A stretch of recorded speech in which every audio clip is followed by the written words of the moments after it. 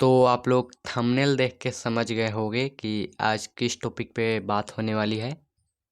जैसे HDS tutorial वाले sir को मेल आया था जैक की तरफ से, वैसे ही मुझे एक मेल आया है कि मैं जो वीकली टेस्ट का वीडियो पहले ही लीक कर दे रहा था वो अब नहीं होगा।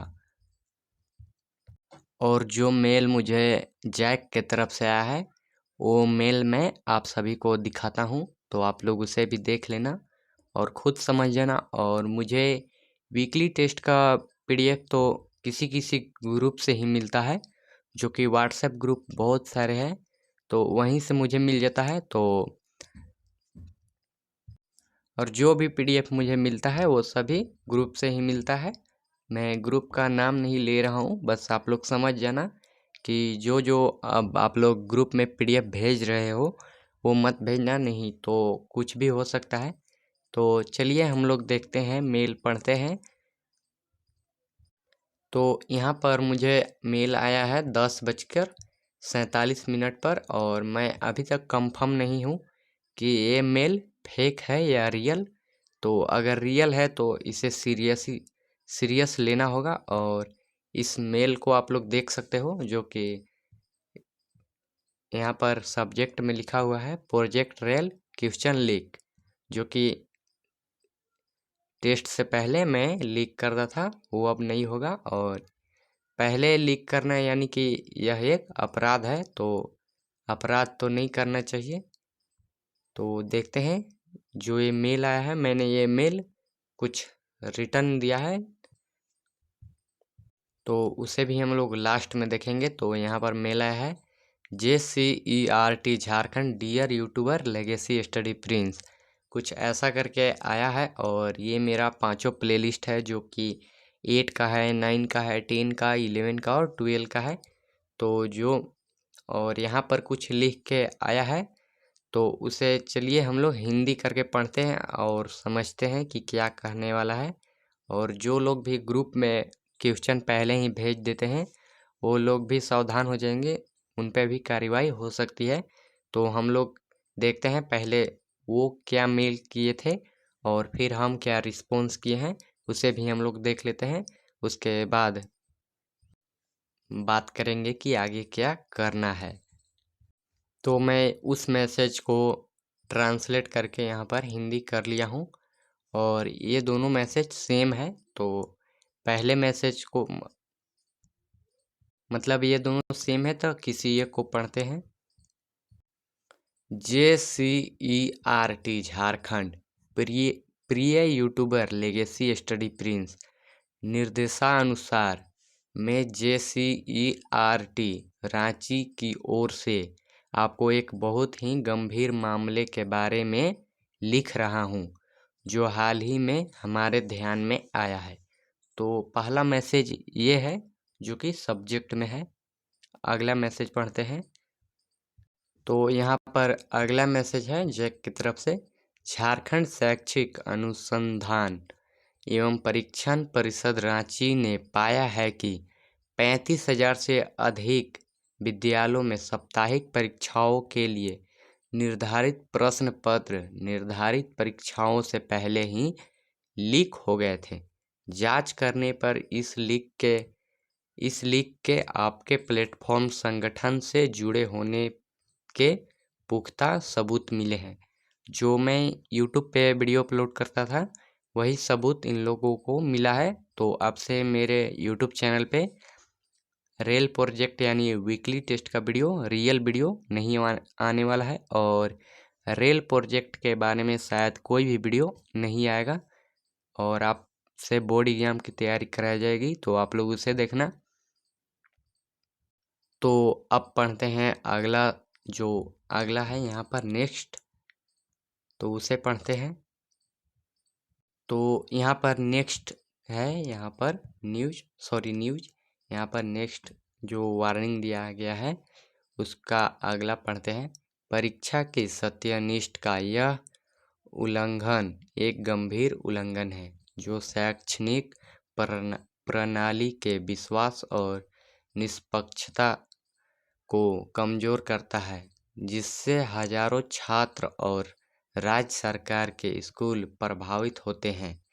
शिक्षा और कोचिंग में शामिल एक जिम्मेदार संस्था के रूप में नैतिक आचरण और सत्यनिष्ठ के उच्चतम मानकों को बनाए रखना अनिवार्य है। JCERT द्वारा प्राप्त साक्ष्यों के आधार पर हम आपके प्लेटफॉर्म, संगठन सहित गोपनीय परीक्षा सामग्री की अनधिकृत पहुंच और प्रसार के लिए जिम्मेदार लोगों के खिलाफ कानूनी कार्रवाई करने के लिए बाध्य हैं।